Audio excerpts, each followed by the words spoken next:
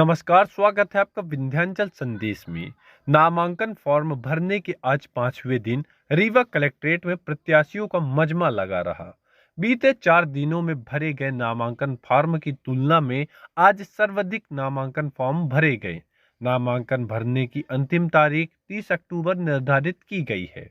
आज भरे गए नामांकन पत्र में मध्य प्रदेश विधानसभा अध्यक्ष गिरीश गौतम, भाजपा के वरिष्ठ नेता नागेंद्र सिंह ने विधानसभा गुड़ से तथा इंजीनियर दीपक सिंह ने रीवा से अपना अपना नामांकन फॉर्म दाखिल किया। आपको बता दें कि नागेंद्र सिंह पिछले विधानसभा चुनाव में भी गुड़ से विजय श्री हासिल कर विधायक बने थे।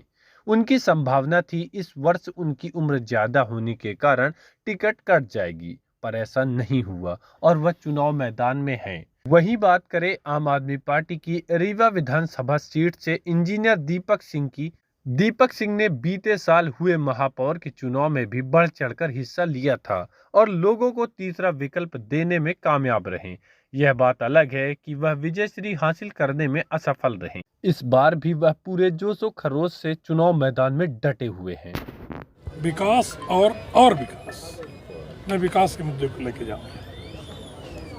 बेरोजगारी, शिक्षा, स्वास्थ्य को लेकर आप क्या कहना चाहेंगे? जो कि बेरोजगारी है कि यहाँ का ये विकास की परिधि में ही सब आते हैं। तो जब मैं विकास करूंगा तो हर क्षेत्र में विकास भारतीय जनता पार्टी करती है। तो चाहे बेरोजगारी हटाने की बात हो। आपके क्षेत्र में जी क्या उम्मीद है इस बार? क्या उम्मीद है? क्या उम्मीद है गुड़ क्षेत्र में किसका परचम लहराएगा?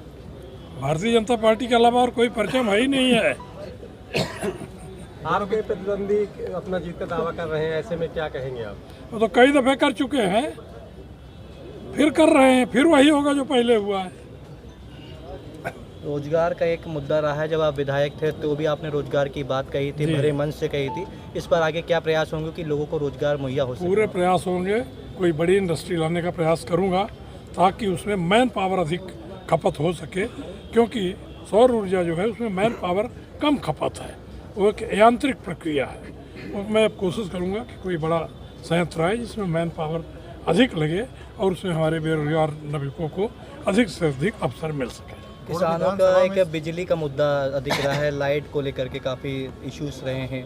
चाहे ट्रांसफार्मर नहीं बदले जाते थे, काफ़ी समस्या होती थी, तो उसके लिए कैसे क्या व्यवस्था करो? देखिए, 2003 के पहले जब बंटाढार सरकार थी तो बिजली ढूंढे ढूंढे ना हमको मिलती थी, ना आपको और ना ये अफसरों को। आज स्थिति बहुत सुधर गई है। इस समय चूँकि पीक सीजन है, धान की कटाई का है, धान में भी कुछ सिंचाई भी है, आगे पलेवा लग के गेहूँ बोना है और सारी उसके इन समस्याओं के कारण अधिक लोड हो कारण थोड़े थोड़े कहीं ट्रांसफार्मर फेल हो रहे हैं, जो त्वरित रूप से आज ही हमारे निर्वाचन क्षेत्र में एक साथ 4 ट्रांसफार्मर बदले गए हैं, रोज़ बदल रहे हैं 4-6 ट्रांसफार्मर। उसमें पूरा प्रयत्न हो रहा है। किसानों के प्रति भारतीय जनता पार्टी सदा से संवेदनशील रही है और उनकी समस्याओं का पूरा ध्यान हम रख रहे हैं और आगे भी रखेंगे। आपके मुद्दे हैं जो एक गरीब आम आदमी के मुद्दे हैं, वही मुद्दे आम आदमी पार्टी के मुद्दे हैं।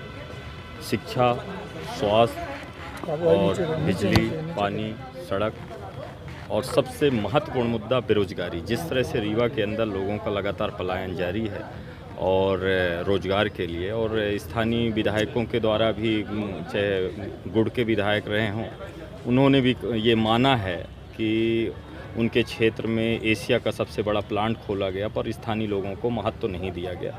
ये उनका खुद का मानना है।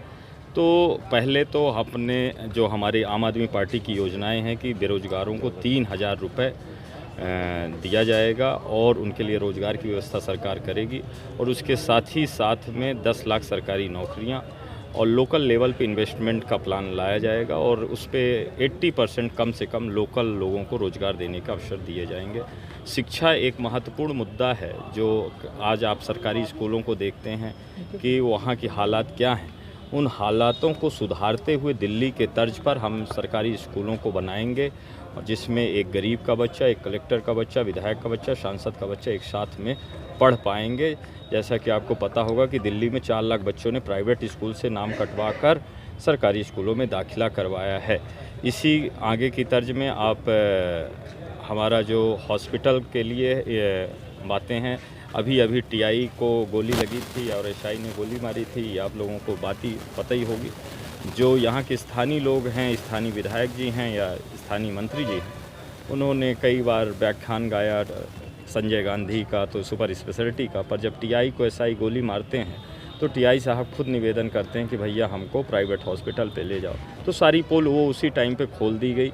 तो हम उस तर्ज पे तो काम ना करके अपने मोहल्ले को मोहल्ला क्लिनिक बनाएंगे और उसमें 105 तरह की जांचें और अच्छा इलाज होगा। और यदि वहाँ से रिकमेंड प्राइवेट के लिए किया जाता है तो उसके लिए भी 20 लाख तक का इलाज पूरी तरह से फ्री में किया जाएगा। और उसके साथ ही साथ में उसके लिए ना बीपीएल कार्ड की ज़रूरत पड़ेगी, ना आयुष्मान कार्ड की ज़रूरत पड़ेगी। उसके लिए सिर्फ और सिर्फ रीवा और यहाँ का इंसान होना ज़रूरी है, बस इतना ही है।